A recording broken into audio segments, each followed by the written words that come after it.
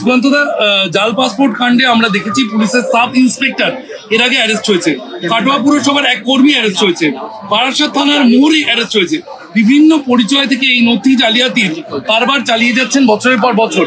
এই যে নানান পেশার, নানা ভাষা নানা মতের মতো নানান পেশার মানুষ, নানান জালিয়াত এই বঙ্গে।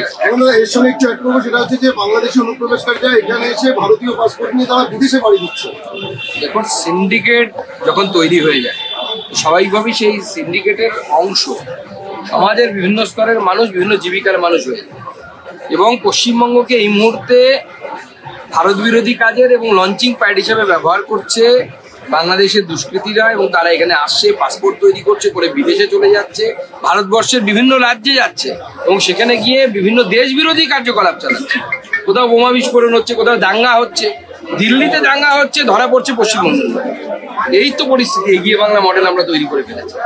এইভাবে যদি চলতে থাকে, বাংলাদেশে হিন্দুদের যেভাবে মন্দির ভাঙা হচ্ছে, যেভাবে হিন্দুদের উপর অত্যাচার হচ্ছে, এটাকে যদি কড়া হাতে দমন না করা যায়, এবং আমি রাজ্যের পুলিশ প্রশাসনকে বলবো যে আপনারা হয়তো মুখ্যমন্ত্রী মমতা বন্দ্যোপাধ্যায়ের আন্ডারে কাজ করেন, কিন্তু আপনারা অল ইন্ডিয়া সার্ভিস, আপনারা সংবিধানের নামে শপথ নেন।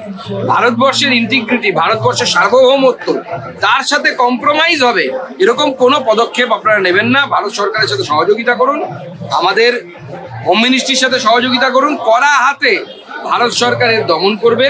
এবং ভারতের স্থায়িত্বে কোনো রকমের প্রশ্ন, ভারতবর্ষের ইন্টারনাল সিকিউরিটিতে কোনো রকমের বিন্দু মাত্র 0.01% থ্রেট যদি এই ধরনের কোনো শক্তি তৈরি করার চেষ্টা করে, ভারতবর্ষ তাকে দুমড়ে মুচড়ে।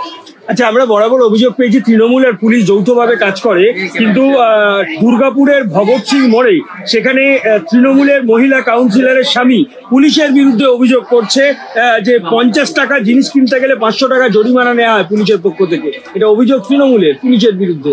দেখুন, ওখানে হয়তো কিছু বেআইনি কাগজপত্র, বেআইনি কিছু কাজপত্র হচ্ছে সেখানে, এবং সেই জন্য পুলিশ ওখান থেকে পয়সা কামাই করছে। সেই পয়সার ভাগ হয়তো ওই কাউন্সিলরের স্বামী পাইনি, ভাগ পেলে পরে উনি চুপ করে থাকতেন, ভাগ পাচ্ছেন না বলে চিৎকার করছেন। কি করা যাবে?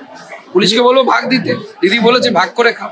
সুকান্তদা, বিএসএফ বিভিন্ন সীমান্ত এলাকায় জনসংযোগ বাড়াচ্ছে, তৃণমূল কংগ্রেস লাগাতার বিএসএফ কে দোষারোপ করে যাচ্ছে।